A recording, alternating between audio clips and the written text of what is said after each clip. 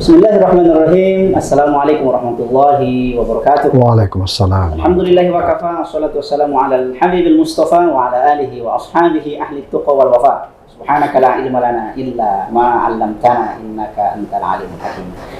Sahabat Mansa TV dimanapun berada, senang sekali kita berjumpa kembali di program-program Mansa TV dan alhamdulillah kami doakan semoga sehat walafiat dimanapun berada pemirsa Mansa TV. Baik, alhamdulillah di spesial kali ini kita kehadiran dan kedatangan tamu yang luar biasa kali kedua kira-kira kita sapa dengan ta'zim Bapak Haji Muiz Riyadi SH MSI. Assalamualaikum. Waalaikumsalam warahmatullahi wabarakatuh. Alhamdulillah sehat. Kali kedua beliau di sini dan begitu saya diamanahkan untuk jadi host beliau, saya langsung buka semua channel YouTube beliau dan saya lagi terasa takzim kalau saya panggil Pak karena ada di beberapa sebelumnya beliau kepala Kabalai di Ambon itu sering dipanggil Kak. Iya. Kira-kira begitu. Jadi saya tidak tahu saya panggil Kak juga. Terserah mau dipanggil apa. Oh iya. Kelihatan lebih muda dari saya kira-kira. Jadi apa namanya? Jadi alhamdulillah hadir bersama kita di studio Mansa TV ini mungkin dalam pembahasan yang lagi hangat-hangatnya di Kementerian Agama tentang moderasi beragama. Baik, tadi juga beliau sudah memberikan pelatihan juga di seluruh PNS yang ini Pak Kepala ya. Penyuluh PNS. Penyuluh PNS Kementerian Agama dan alhamdulillah menyempatkan hadir untuk mengisi acara kita di Mansa TV. Ya. Baik, sebelum saya lanjut ke pembahasan kita, mungkin saya mau tanya-tanya mungkin kesan kedua Pak Kabalai ke sini. Tadi saya lihat juga kesan pertama perjalanannya liku-liku. Alhamdulillah sudah laki-laki yang tidak luka-luka. Kira-kira. Alhamdulillah masih laku. Masya Allah. Alhamdulillah. Kesan keduanya bagaimana di sini? Ya, alhamdulillah saya masuk sebenarnya sih tidak ada perubahan yang signifikan. Saya melihat bahwa seperti dulu, artinya nuansanya masih tetap elegan, masih bernuansa, jelas tentu bernuansa pendidikan. Artinya dengan adanya podcast ini kan, ini juga sebenarnya daya tarik bahwa Mansa ya. Iya, Mansa TV. Ya, Mansa TV ini artinya betul-betul memberikan pelayanan bukan hanya dalam kaitannya untuk pelayanan kepada masyarakat siswa, tapi juga masyarakat di sekitarnya dan mungkin bahkan seluruh Indonesia yang bisa menjangkau daripada Mansa ini, Mansa TV ini. Alhamdulillah perjalanannya bukan yang pertama dan yang terakhir. Sekarang sudah yang kedua. Mudah-mudahan ya ini yang kedua kalinya saya datang. Ya artinya saya ditodong lagi nih. Tapi bukan, saya senang kok. Senang dengan Mansa ini mengambil momen yang bagus. Artinya beberapa memang yang sudah punya podcast itu berupaya memang untuk mengumpulkan orang-orang yang punya potensi dalam kaitannya dengan apakah dia pemimpin perusahaan, pemimpin birokrasi dan sebagainya. Itu bagus saya kira. Untuk dalam kaitannya dengan pemberian, sebenarnya ini pelayanan saya. Ini adalah pelayanan pemberian informasi kepada masyarakat ya. Masya Allah. Ya alhamdulillah masih sama seperti yang dulu, alhamdulillah kesannya baik, alhamdulillah. Dan diskusi kali ini kita akan mendiskusikan tentang moderasi beragama. Cuman sebelumnya mungkin kami alhamdulillah kita di satu kota Gorontalo sudah ada menghadirkan sebuah buku luar biasa. Satu kota Gorontalo Bapak Dr. Haji Waris Maswara dan dua penulis di situ, ada yang mirip saya juga di situ Pak. Alhamdulillah. Kayak dengan Pak Arsa dan Yansa. Jadi mungkin kita menyamakan persepsi atau juga saya mungkin mau tanyakan kepada Pak Kabalai tentang persoalan-persoalan moderasi beragama yang mungkin istilahnya baru hadir sekarang, sehingga orang akan menganggap ini mungkin Islam model apa lagi nih kira-kira gitu. Jadi mungkin Pak mohon izin Pak Kabalai mungkin bisa memberikan pandangan-pandangan tentang hal ini supaya orang semua dapat menerima tentang moderasi beragama di tengah-tengah masyarakat. Jujur saja Pak mohon izin, ketika kita luncurkan, kita posting ini buku-buku kita ini sempat ada argumentasi.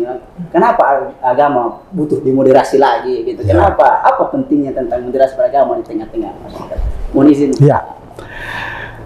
Pada prinsipnya begini, yang dimoderasi itu bukan agama. Salah kalau saya sendiri juga tidak setuju kalau dikatakan moderasi, yang dimoderasi itu adalah agama. Yang dimoderasi adalah sosial kemasyarakatannya dalam beragama. Karena banyak orang beda paham, akhirnya menimbulkan salah paham. Ya. Perbedaan inilah yang perlu sebenarnya diberikan penguatan dalam kaitannya berbangsa dan bernegara. Moderasi beragama lahir bukan karena persoalan ingin mencampuri urusan agama, tapi ingin memperteguh, memperkuat Indonesia dari aspek agama. Banyak ini sekarang ada negara masih perang sampai sekarang karena persoalan agama. Nah, inilah hebatnya Indonesia, pemerintah kita, karena kenapa? Semua diurusi aspek-aspek kehidupan bermasyarakat. Alangkah kisruhnya negara ini kalau negara kita ini tidak diatur baik dari aspek agama. Ada 3 sebenarnya sekarang ini kita perlu hati-hati dalam kaitannya disintegrasi bangsa. Yang pertama yang sekarang ini bisa mengganggu stabilitas negara kita dari aspek yang pertama adalah agama. Banyak orang sekarang ini mengaku membuat fatwa-fatwa tapi tidak berdasarkan dalil. Satu. Yang kedua, dia cuma taklid dengan apa yang dia pahami tapi tidak mampu tidak membuat perbandingan dengan dengan literasi-literasi yang lain. Itu yang kedua. Yang kedua yang mengganggu, yang bisa mengganggu stabilitas negara kita sekarang ini adalah teknologi informatika. Orang banyak terkecoh dengan teknologi informatika dan sekarang ini orang lebih mudah dikenal melalui media-media sosial. Saya tidak mungkin akan tahu namanya Ustaz Abdul Somad tanpa media sosial. Saya tidak akan bisa tahu yang namanya Buya Ar-Rasyid kalau bukan media sosial. Siapa sih dia? Tapi dengan adanya media sosial ini, maka saya tahu orang. Dan banyak juga sekarang orang bermasalah kehidupannya gara-gara media sosial. Contoh, sekarang ini tidak perlu, kalau saya bakal ibaratkan begini. Sekarang tidak perlu lagi kita ke salon untuk mempermak ini, mengglowing ini kita punya wajah. Untuk bisa laku. Cukup edit fotonya di Facebook, selesai. Gitu. Banyak orang bertemu jodoh gara-gara Facebook. Banyak orang bercerai gara-gara media sosial. Dan banyak orang tertipu gara-gara media sosial. Bukti, ada namanya arisan online. Kok bisanya orang percaya dengan arisan online tidak pernah ketemu orangnya? Ini kan potensi untuk ditertipu besar. Olehnya itu, teknologi informatika bagi saya, bukan karena tidak boleh, tidak. Bagi saya, inilah keadaan, inilah kondisi harus kita terima. Tapi, sekarang ini lebih banyak orang penipu daripada orang yang mau ditipu. Melalui media sosial. Ya, banyak sekarang. Banyak sekarang potensi, promosi, supaya bisa begini dan begitu. Ternyata ini cuma propaganda yang tidak bertanggung jawab. Banyak orang sekarang melarikan uangnya orang cuma karena terpengaruh dengan propaganda-propaganda yang ada itu. Ini adalah bagian yang mengganggu disintegrasi bangsa. Tapi bukan berarti tidak bisa. Jangan. Kita tidak boleh anti teknologi. Kita tetap harus menerima, tapi memfilter. Mengantisipasi tentang bagaimana supaya kita ini tidak terpengaruh negatif dengan media sosial. Yang ketiga adalah psikotropika dan obat-obat terlarang. Lihat kita sekarang, narkoba bukan hanya seperti sabu-sabu saja yang menjadi masalah. Anak-anak kita sekarang SD ini hampir banyak, maksudnya banyak sekarang anak kita yang sudah fly dengan mengisap lem. Kan? Lemnya sudah mulai kurang, sekarang isap bukan lagi lem Fox, tapi Pertalite. Yang banyak dijual juga. Yang dijual di SPBU. Beli harga 1.000 sudah isap. Itu adalah potensi narkotika. Ada 3 ini yang bermasalah sekarang. Yang perlu kita waspadai. Nah, inilah peran daripada kita semua selaku anak bangsa untuk bagaimana memfilter ini. Menjaga keutuhan negara kita ini supaya tidak merusak tatanan negara kehidupan kita. Indonesia kalau cuma karena diancam dengan senjata, Indonesia tidak takut. Kenapa? Buktinya Indonesia merdeka dimulai dengan senjatanya hanya bambu runcing, tapi bisa menang. mengalahkan. Apalagi Indonesia sekarang punya peralatan perang yang bagus, pasti dia lebih kuat. Nah, untuk mengganggunya ya mungkin salah satu aspeknya itu. Makanya perlu kehati-hatian kita bahwa yang pertama adalah aspek agama. Jangan mudah terkecoh dengan karena penampilannya orang. Jangan mudah karena sekarang ini banyak orang yang mengaku ulama cuma belajar di Google. Tidak pernah belajar di guru. Tidak pernah berpesantren dan sebagainya. Yang pintar modal bicara. Kita lihat sekarang fenomena yang ada. Ternyata ada yang mengaku ulama ternyata tidak tamat SD. Bahkan ada yang menganggap bahwa coba memfatwakan bahwa ular saja bisa jadi ulama. Selama orang baik, ular, ayam, itu kan. Dan dia takut kepada Allah. Ya, yang penting takut kepada Allah itu sudah ulama. Nah, itu karena pemahamannya rendah. Bukan salah, pemahamannya rendah cuma karena punya potensi berbicara, punya potensi bisa punya kepercayaan diri untuk berbicara sehingga dianggaplah ulama. Yang begitu-begitu banyak pengikutnya bisa. Apa boleh buat? Karena sekarang ini orang mengikut kepada banyak pengikut. Pak, saya sendiri kalau Bapak sendiri kalau mau menjadi orang banyak pengikut gampang. Ya. Memudahkan agama Anda pasti banyak pengikutnya. Ya, kan sekarang kan ada sekarang sekte sekarang ini joget-joget sudah dianggap beribadah. Ya. Itu banyak pengikutnya sekarang. Sekarang ini banyak sekte yang muncul, banyak banyak aliran-aliran yang sekarang muncul yang merusak tatanan kita. Khawatirnya nanti kehadiran moderasi beragama dianggap memudahkan nanti agama, nanti gimana itu kira-kira ke konsep yang lebih lurus lagi moderasi beragama. Lahirnya moderasi beragama yang sebenarnya ini adalah konsep yang bagus. Artinya supaya orang yang menyebarkan ini menjadi orang yang wasatiyah. Kalau kita sebagai penggerak untuk menguatkan kita punya negara ini, maka perkuatlah moderasinya. Jadilah orang-orang yang di tengah. Dan orang-orang seperti sekarang ini kita laksanakan kegiatan pelatihan moderasi beragama. Bukan cuma penyuluh, hampir semua aspek guru kita sudah lakukan. Sudah lebih 1000 lebih kita punya alumni yang sudah lahir dari sebagai penggerak moderasi beragama. Kenapa diciptakan seperti itu? Supaya negara ini kita ini utuh. Supaya para penggerak moderat ini harus ada di lapangan memberikan pemahaman dengan tidak memaksakan apa yang dipahami, tapi memberikan pemahaman tentang dalil yang berkaitan dengan apa yang dipahami oleh masyarakat tersebut dengan apa yang kita pahami gitu. Artinya umpamanya bertanya nih masalah kunut. Kunut itu bagaimana? Bid'ah atau bukan? Nah, di sini tidak membicarakan tentang bid'ah dan tidak. Karena ini masalah khilafiyah yang sudah lama sebenarnya dipertentangkan. Yang ada adalah bahwa kunut dalilnya ini tidak kunut dalilnya ini. Silahkan berikan kesempatan orang, silahkan menurut pemahaman Anda. Yang terpenting adalah sekarang ini bukan hanya kita mampu memberikan fatwa saja berdasarkan apa yang kita pahami, bukan cuma hanya terus memberikan fatwa, tapi juga mengisi ilmu kita. Banyak orang kan tidak malas membaca. Nah, makanya kalau kita berada di tengah masyarakat, perkuat juga kita dengan penguatan literasi beragama kita, literasi kita. Salah satu paradigma Menteri Agama ke Republik Indonesia ini adalah di dalam moderasi beragama adalah memperkuat literasi, memperkuat bacaan. Banyak orang muda dibodoh-bodohi karena kurang membaca. Nah, olehnya itu kita sekarang ini harus banyak membaca, perkuat bacaan kita dan perbaiki analisa kita. Nah itu. Nah inilah sekarang ini mudahnya sekarang orang terkecoh karena kenapa? Kurang pemahamannya dalam hal kaitannya dengan membaca. Ya.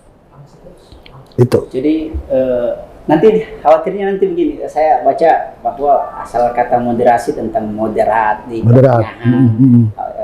mungkin wasat ya, asal kata wasit itu pendengar, kemudian jadi pelerai. Iya.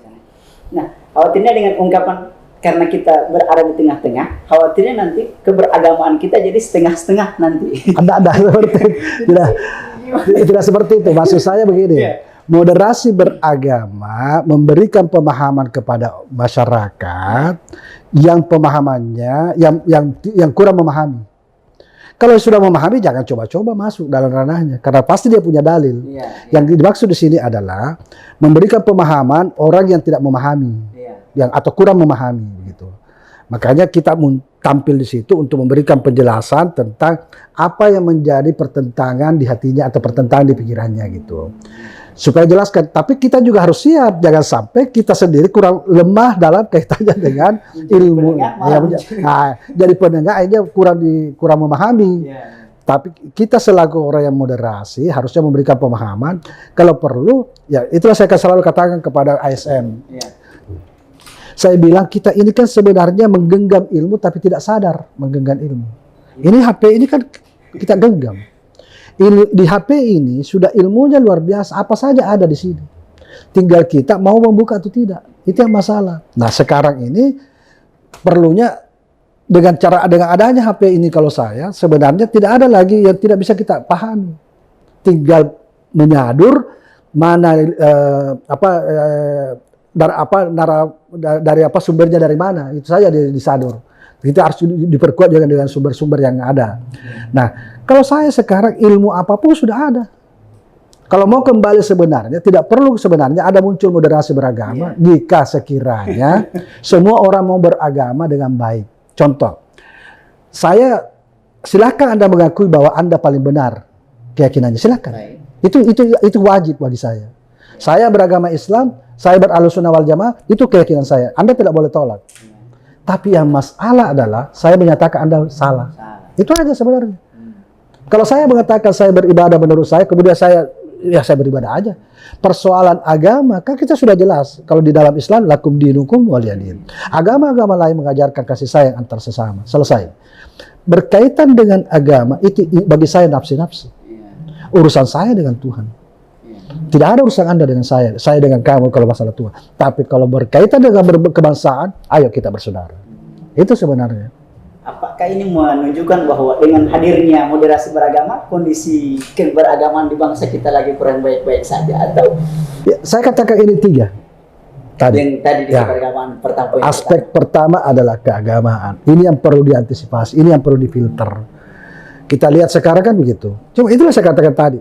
Seperti yang dikatakan ada orang menganggap bahwa apabila binatang saja, ular saja bisa jadi ulama. Ini kan pemahaman. Ini yang perlu dimoderat. Tidak baik-baik saja kalau posisi. Ada. Karena kenapa? Artinya itulah. Karena kita punya negara menjamin dalam berkeyakinan, tapi ada yang sedikit kebablasan. Ada yang menjadi provokatif. Nah, saya katakan bahwa sekarang ini perlu hati-hati.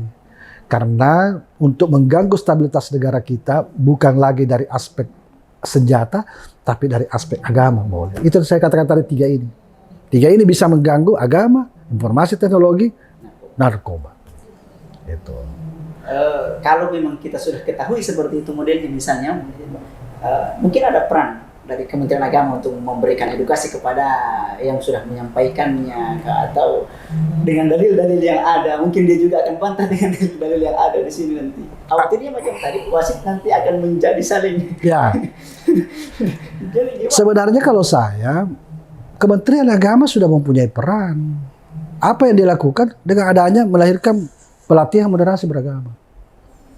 Saya bersyukur ternyata alumni dari moderasi beragama ini ternyata sudah banyak yang paham bahwa kelahiran konsep moderasi beragama yang dilahirkan oleh Menteri Agama adalah untuk supaya keutuhan berbangsa dan bernegara ini dijaga. Banyak aspek sebenarnya yang bisa mengganggu, seperti umpamanya separatis, ada KKB dan sebagainya, ada apa yang ingin memisahkan dari negara. Itu adalah bagian. Itu tapi kan tanggung jawabnya juga lain. Kasihlah aparatur yang punya tanggung jawab.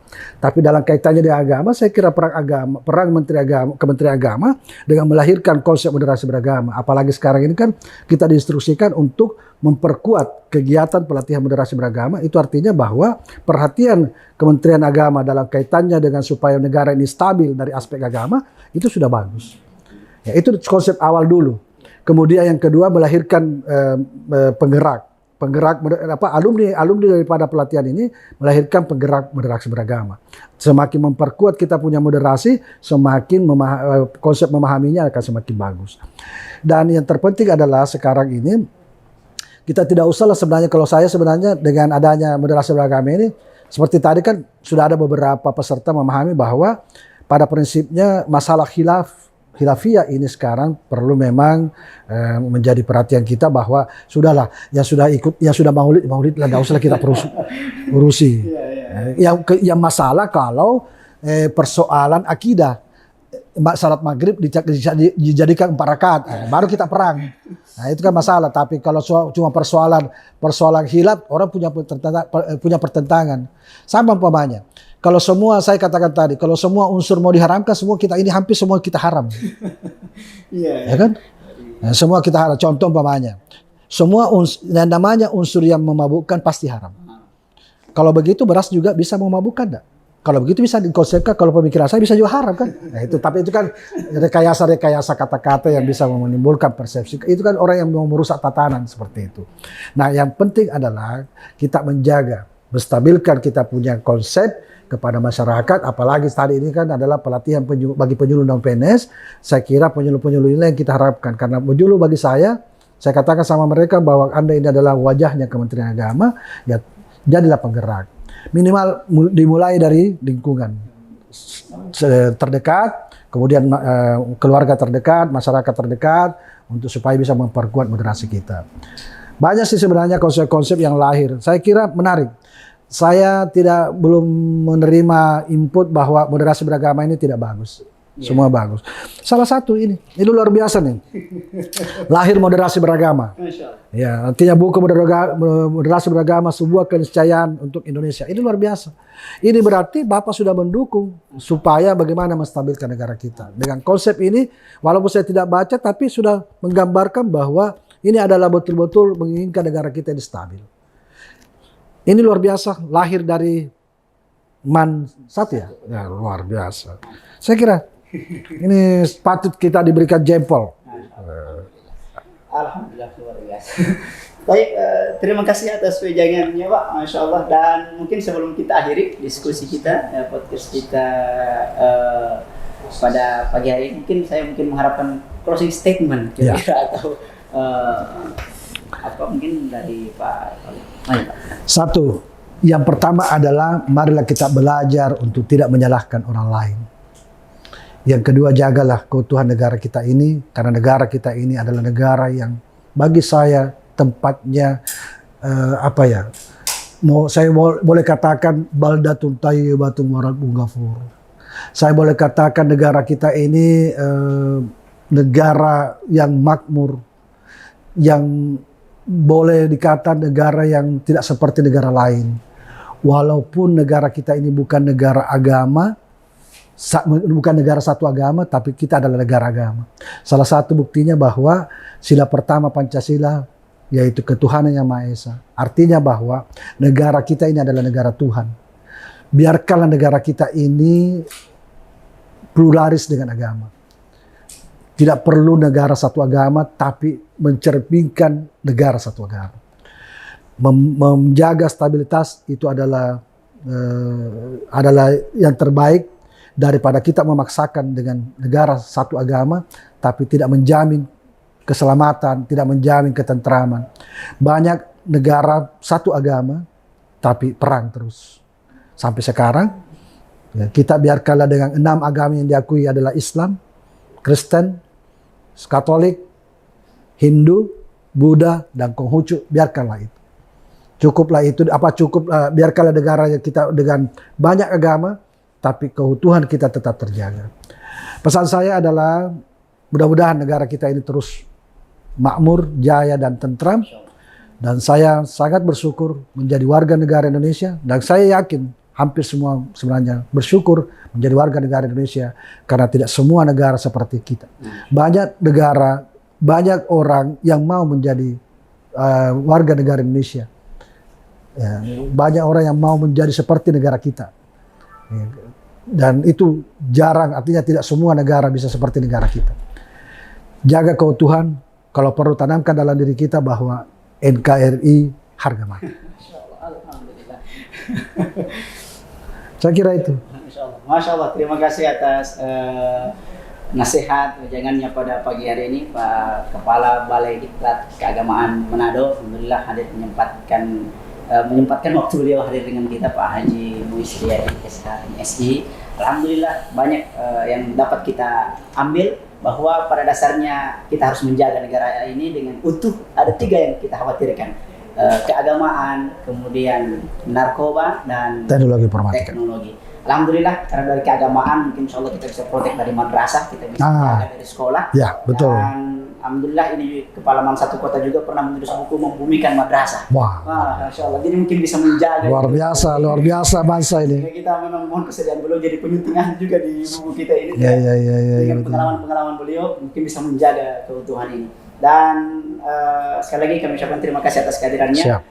Mari kita tetap menjaga keutuhan negara kesatuan Republik Indonesia. Satu pesan yang saya kutip dari Gusmen, Pak Menteri Agama, bahwa ketika Anda ingin berjalan cepat, maka berjalanlah sendiri. Ya. Ketika Anda ingin berjalan jauh, maka berjalanlah bersama-sama. Sama-sama. Masya Allah. Warakallahu.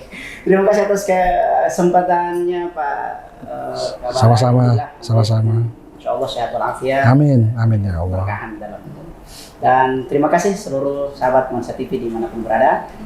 Saya Rusman Manto, pamit. Assalamualaikum warahmatullahi wabarakatuh. Waalaikumsalam warahmatullahi wabarakatuh.